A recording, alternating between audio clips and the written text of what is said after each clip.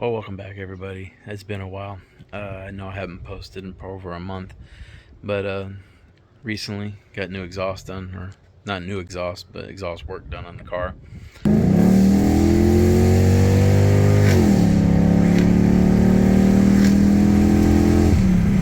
Got a package from a fellow in Florida. Sorry, buddy, but I can't remember your name. We're gonna do a video on installing this, and I'll show you what it is. It's called a coolant bypass restrictor. And yes, I'm putting one on my car because I need it, because I live in a state temperature gets anywhere between 100 to 130 degrees in the summertime, so this is definitely needed. And I'm going to do a little how-to video and how to install this, so y'all work with me and we're going to get this done. Well, this is the part. No, I don't have the little foam pieces in there because I took it out and broke it, so I just stuck it back in like that. That is going in here. It's not going to be hard to get to. This has got to come off, that's got to come off, and then we got to drain the coolant. Move this piece out of the way, disconnect the hose from there, and also I want to drain some coolant out of the block, so that will lower the level right there. And we're going to put it in. And I'll show you all the proper steps of doing it, especially with the video he showed me how to do. And maybe some of y'all want to buy one from him yourself. And I'll put the link in the description for to get one of these, or to his Facebook page, so you can get one of these. So, yep. Let's get started. When draining your coolant, always make sure you remove your radiator cap.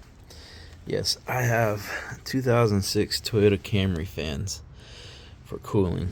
My wiring's not the greatest, but it does the job. It keeps my motor cooler than what it used to. And down here, I don't know if you can see it, but there's a drain port for the coolant. Let's see if I can get the video camera down here. Right there, if you can see it, that has to be open and drained so you can drain the radiator. And it don't necessarily have to be completely drained, but it needs to be drained enough to where you're not going to lose any coolant from removing this piece. I'm pretty sure I'm going to have to pull, I don't know yet, we'll see what I need to do. I need to say, this next spot, the drain coolant from, you got to jack the car up. I'm a little out of breath because I had to use a roll-up jack. I do have a jack stand underneath the car. Safety first. When you're done draining your coolant in a clean pail that you can save the coolant in, if you want to save your coolant, drain that coolant into a jug, and then come over here and drain a little bit out of the block, because you don't know if you're going to get a little dirt and grime in the coolant from draining out of the block, because it's going to run down the block. So in the process, you want to save as much of the coolant you can that's still good. So take what you drained out of the radiator and put it in a jug, so that way you can reuse it. And then if you're a little low, you can add water if you have to. But if it comes out clean and you don't get no dirt and grime in it from going out the block, going down the block or whatever, then you can use that. But right now, let me grab my jug, and we're gonna put that coolant in that jug and drain some out of the block, because when I pull this part off the water pump, I don't want coolant running down the front of the motor. I'm trying to preserve as much coolant as I can, because I ain't got no more to put in. So let me go ahead and do all that, and then I'll show you the next step. Okay, I got my coolant drained. It's in that jug right there. All my coolant from the radiators in there. I actually filled that whole jug, so that's done. Now we're gonna climb underneath the vehicle and undo one of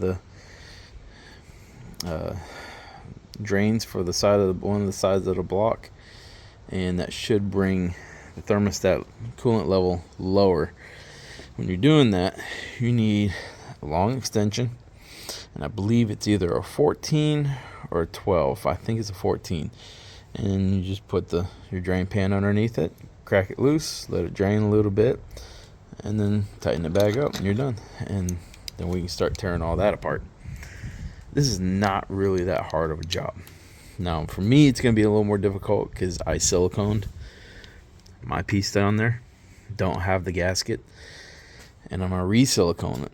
I had a reason why. I think something wasn't lining up properly, and without the gasket lined up. So in the process, I just put gray silicone on it and called it done, and everything else lined up. So that's what I'm going to do again. And my O-ring is still good. Hopefully it doesn't tear coming out. It shouldn't, and we'll put it back in.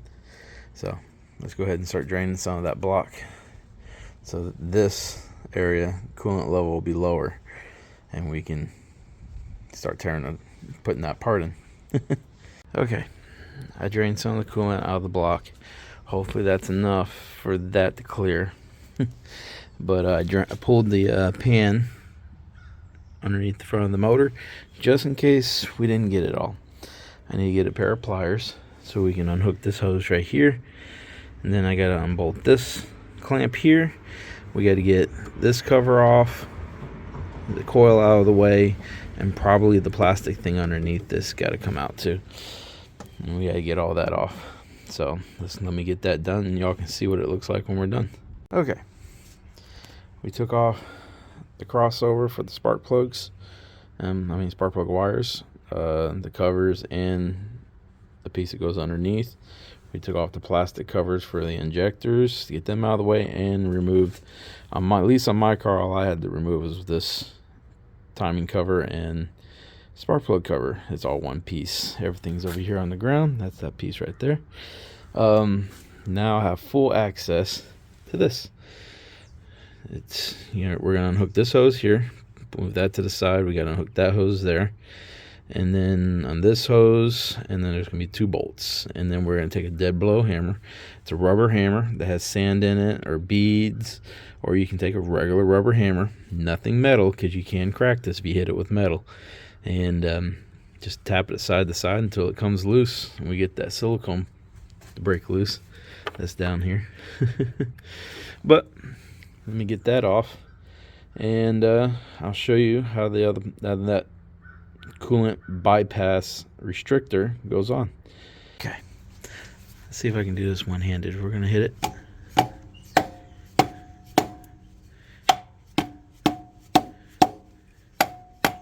Think it's loose. It is. Now the fun is getting it out of there. There we go. This rubber hose is going to be a challenge to get out of the way, but I think, yep, it will. Alright, let me get that thing off, and then we'll get it off, and I'll show you how to put it on. Okay, we got the old silicone cleaned off. Yes, there's a little bit of silicone still in there. It's not going to hurt nothing. I re-lubed the housing, so when we put that back in, that's going to slide in nice and easy. Even cleaned off the best I could with this. And yes, I used a wire copper brush sitting right there. The copper won't mess up the aluminum housing. Now, we're going to try to put this piece on here and see how much of a tolerance it is. Okay, we're back. Now, this piece. This is your thermostat housing. This is your coolant bypass. When your motor is cold, I know I'm looking in the wrong spot, kind of looking at myself on the camera, so it makes me look like I'm looking that direction, so bear with me. This is your coolant bypass. When your motor's cold, your thermostat's closed. This valve that's in here, I don't know if I can get it in the camera or not, but there's a valve in there. There's a valve in there that opens up, allows coolant to go to the water pump, which allows your motor to warm up quicker. When your motor gets to the running temperature, your thermostat will open up, and that valve will close this bypass. And in a sense, it's supposed to run coolant to the radiator. Under normal driving circumstances, yes, that is how it works. But when you're like me or some of these other people that like to actually take their cars to the drag strip or drift them or whatever, the pressure of the coolant will push that valve in. And I don't know if you can see in there, but there's an actual spring on top right there that goes to the back of that valve. Well, under pressure, that allows that valve to open up a little bit to relieve some of the pressure for the cooling system. What we're trying to do is not eliminate it, but control it with this. This is the coolant bypass. I don't got the packaging, but this is the coolant bypass restrictor. And that's what we're doing. We're restricting the coolant flow to the water pump. So under hard driving, it's gonna make most of the coolant run to the radiator, and in the long run, it's gonna allow the motor to run cooler. Now, to install this, he said on his video, there is a little notch right there. You see that notch? That notch faces down towards the pump. So this is the entrance to the pump. This is the bypass. Coolant comes through the motor up top to the bypass, or not bypass, the crossover for the heads on the front side, and it goes through here or to the radiator. And through here, we want to restrict it. Now, he said it's a tolerance fit. Wow, he ain't lying. It is a tolerance fit. Now, if you can see, that's just me putting it on there. Gotta make sure this thing is straight. It's gonna go on like that. It's straight. And you can see, now that's just me pushing on it. No force. So it's a pretty good tolerance fit. Now I'm gonna sit here and I'm gonna make sure it stays straight. Flush. And then we're gonna force it on. Now he said you might need a little bit of a hammer. This is a dead blow. I don't know if you can hear that. There's sand in there, and it's a rubber hammer. It will allow me to tap on this. Now hopefully it doesn't fly off on me, but it shouldn't.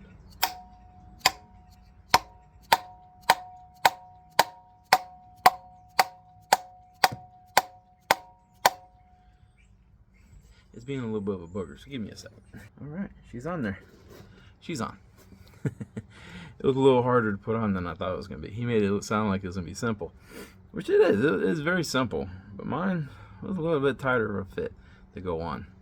And my thing was pretty clean. He did say, make sure you clean the inside of that because of the residue and all that, but I've kept up good care of my car. Mine looks like brand new aluminum on the inside, but it's on. This is what it looks like. See how it stays with the circle and it doesn't stick out past the seal? You can see the seal right there. So yeah, and that's how you want it right there. And I got a little bit of up right there. I'll probably tap that down a little more, but it's not going nowhere. I promise you, this thing is not going nowhere. And he said something about popping it off. I think I would break mine if I tried popping it off with a screwdriver, but I have no reason to take it off. Mine's staying on. My car's not going nowhere. My car most likely will be handed down to my kids when I get too old and senile to drive this thing. Cool. We're good to go to put it back on. And if you want to see again, see the little notch? It's right here. Down towards the pump. That's exactly how he said to put it on. Now I got this silicone. I'm going to show you. This is gray silicone. This is strong stuff. And it sets in 1 minute. And it says on the can, 1 minute, return to service. So that means this stuff sets pretty fast. And we're going to use that. And what I'm going to do with this, I'm going to put enough in there that feels in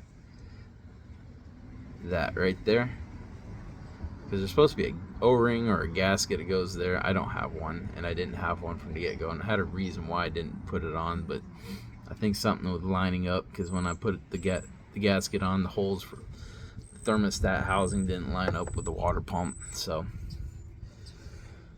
we're gonna put just enough silicone to fill in that crack. Not too much, because you don't want to spread it around or whatever, because when you bolt it down, it's gonna spread out on its own. So there's no point in doing that. So it dried up in this, so I got to take it off. I'm gonna put a little bit on there and I'll show you how it looks like. It would work better if I actually had the tip that was not actually working, the tip that was actually working, because it's small. But because it clogged up, because it dried on me, I'm stuck using a big tip. So I got a little more silicone than I was wanting on here, because you really don't need this much silicone. I'm actually trying to wipe some of it off and leave a small amount, because you don't want too much silicone on here.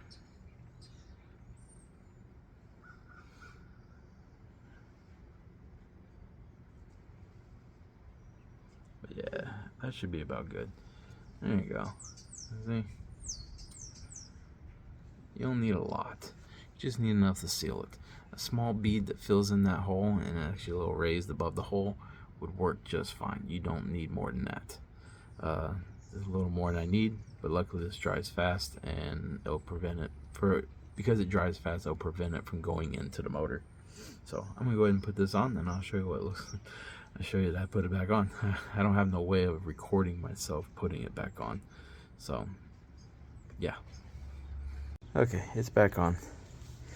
We gotta put the hose back on, which is not hard. This needs to go back where it belongs, which is not hard. It goes right here. That goes there. We got that hose back on. They're bolted down. I don't know the exact torque specs on those, but you know anything about being a mechanic or wrenching on a car, you know, not to over tighten them. They're probably like 25 or 30 foot-pounds. It's not much. And then that's back in the toll, so that's good to go. And then we got that clamp back on. Now I do gotta let that coolant, or not coolant, silicone to dry.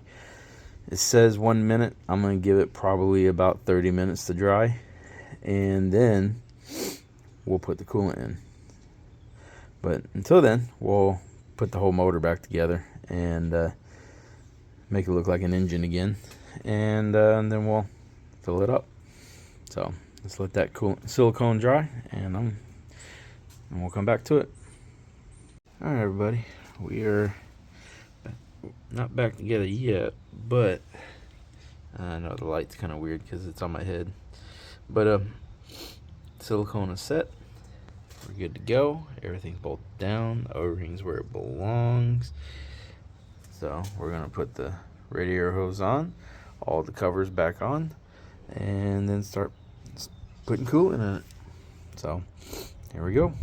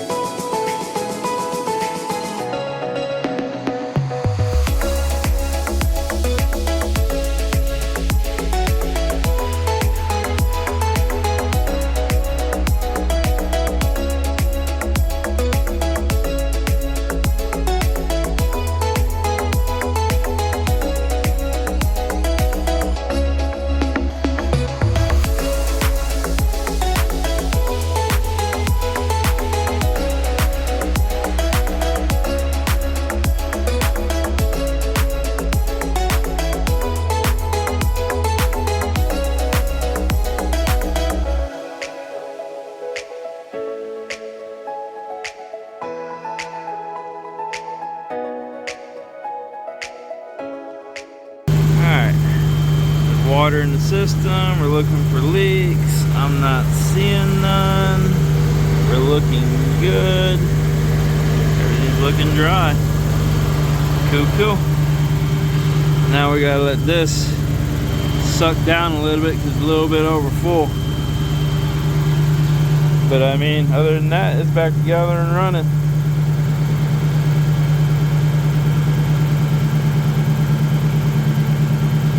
And if you're wondering about my EGR system, I'll show you.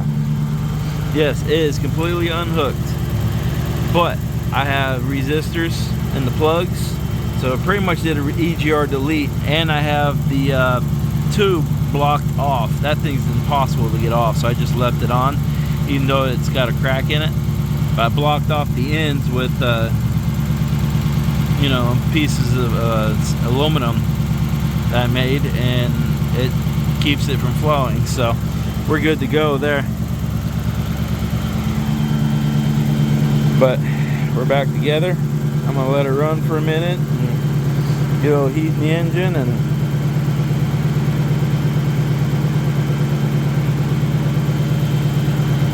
oh, if you're also wondering, this is what the fans look like. There you go. They're from a 2006 Toyota Camry. I have them wired into this right here. When that gets up to a certain temperature, this fan right here will kick on. This one over here will turn on with the AC or heat. When the compressor pretty much kicks on, that one kicks on. And then I got this one in the front that stays on 24/7. And yes, I deleted that one over there because there's no reason for it. When I had the other fan there, it was more of a restriction than it was helping the air to flow, because it never ran. The motor never got hot enough for that one to turn on, so I was like, screw it, take it off. And it pulls just as much air, if not more, without it. And these are 2-speed fans. I am in the process, and when I figure it out, I will make a video on it and how to make the second speed kick in. So I'm in the process of figuring that one out too. So let's let this thing warm up, and the next clip we'll be in the car seeing how the temperature goes. Okay, yeah, it's kind of glary because it's dark in here, but my temperature gauge is right in the middle, 90 degrees Celsius, which I believe is about 185, 190, and it's been idling. So I mean, I hadn't really pushed it yet. We'll see it, maybe see it when it goes down the road if it drops any. But that's about normal operating temperature that this car does day-to-day base before I put that part in. So we're gonna see what it does under a little bit of hard driving. All right, I don't know how well you can see it, but right now under normal driving, the car is staying about 90 degrees Celsius, and that's just me normal driving down the road. You know, it does fine. Now when I pulled out of my housing, now I'm kind of hoping I get down the road here and I can get on it and you can see what I'm talking about. The temperature dropped, which is crazy.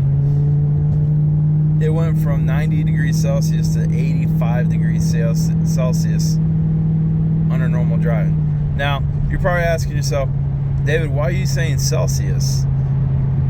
Well, my car's set up for Celsius. Now, it is an American car, but for me to put this gauge cluster or this tachometer in here, that reads Celsius. It says it on the gauge. The temperature gauge reads Celsius. The temperature sensor reads Celsius, so I'm reading in Celsius, not Fahrenheit. But I'm going to turn around up here and see what it does. Actually, to be honest with you, I want to run to town and put gas in the car.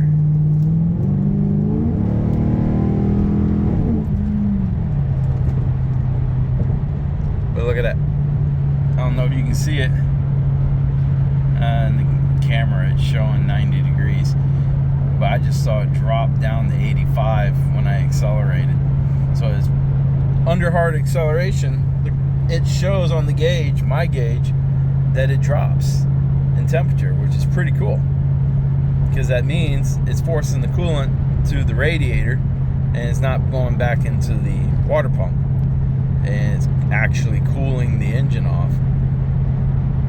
So let me go put gas in this thing, and then we'll see what it does from there.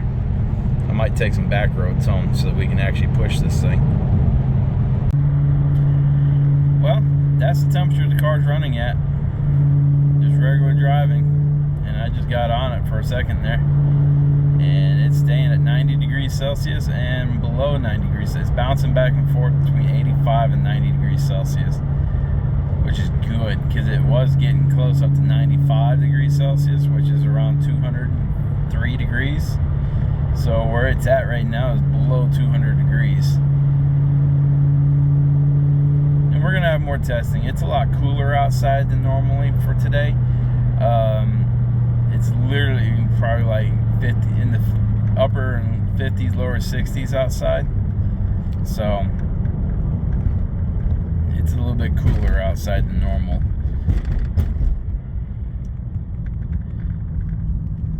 But we'll definitely have other days of testing because when summer gets here, it usually ranges around 200 degrees. Not 200 degrees.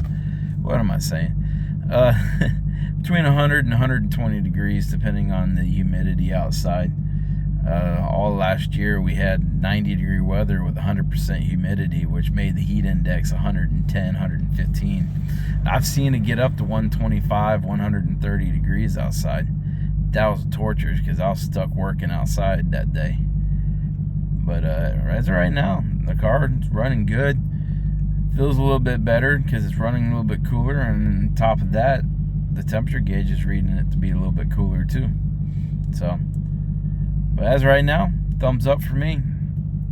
Appreciate what's his name for making this. Sorry, dude. I hope I'm not offending you because I can't remember your name. I'm just bad with names. I remember faces better than I do names. But he does good work. I'll put a link in the description so you can find his Facebook page and all the product that he has. Because the next thing I plan on buying from him is an MSD ignition system. Just gotta save the money. So, well, we're back at the house. Yes, the engine runs cooler. It did make a difference, especially under hard driving, because usually it doesn't take long for me to drive it hard, and it gets close to about 95 degrees Celsius, between 95 to 100 degrees Celsius under hard driving, and the car will run a little hot, you know. This kept it below 95. The hottest it got was 90 degrees Celsius the whole time I drove the car, and I pushed the car a couple of times. No, I didn't take it to 130 like old boy did, but I got it up to roughly around 75, 80. I kind of, you know, like stop and go, kind of hard driving, you know, but it worked. I'm happy with it. Like I said, tonight is a little bit of cooler night than normal because it's roughly around lower 60s, upper 50s outside right now. So it's gonna probably read cooler. We'll have a day where the temperature is gonna get hot. I live in Louisiana, so in the summertime, it's anywhere between, the temperature can be 90, 95 degrees and 100% humidity, and it makes the heat index around 110 to 120 degrees. So yeah, we'll have some days to find out if that's gonna work, but I mean, so far I'm happy with it, and I'm glad I bought it. It was well worth the money I spent. Good quality, easy to put on, wasn't too hard at all. I hope this video helps anyone else that buys one, to help them know how to put it on and where to put it on. What's his name sends a personal video to you through Messenger to explain to you how to install it, and it gives you part numbers of the gaskets and the O-ring and all that stuff to replace them. My stuff was not even a year old, or let me rephrase that, it's a little over a year old. I did my timing belt and all that stuff. If you look through my videos, you'll find that those videos of me doing timing belt and stuff. So mine's not very old, so I was able to reuse mine and re-silicone that thermostat housing to the water pump, and no leaks. Everything's dry. Very happy. So it worked. I'm happy with it. We'll see how it does through the week. I'll probably make an update on my either TikTok or Instagram. So hope y'all enjoy it. I'll put a link to his Facebook page, so if anybody's interested in these parts, they are for a 1UZ non-VVTi engine. Now, I don't think this works on the VVTis because I don't know how the cooling system works in those because I've never had one. But the non-VVTis from, I think, late 89 to 96, 97 is when they stopped making the non-VVTi motors. So if you want one, yes, get one. It's worth the money. It'll save you from a lot of headache of the car wanting to run hot. And he does make other stuff and sell other parts for these cars. The next one in the list is the MSD ignition. Just gotta save the money for that one, and we're gonna go from there. But I hope y'all like it, and please subscribe, follow, and hopefully now I'll get back in the motivation of making more videos. So I know it's been a month since I posted anything, but we'll see. Y'all have a good night. I'll see y'all next time.